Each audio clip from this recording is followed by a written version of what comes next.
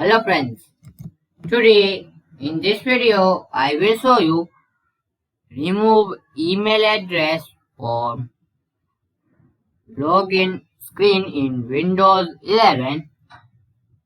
So how to remove this email address from login screen?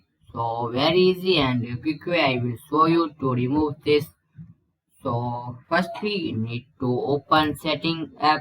So need to simply search this settings app and open it.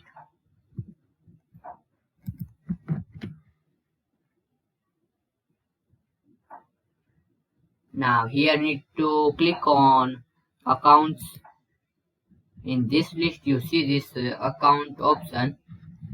Now in right side you need to see this here you see this sign in options, so click on it.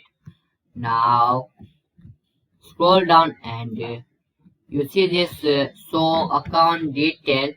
Show us my email address on the sign in screen. So enable this option or turn on this option. Just click on it to turn on. You see this is turn on. Now close it. So this way you can easily remove email address from login screen in Windows 11. So thanks for watching this video.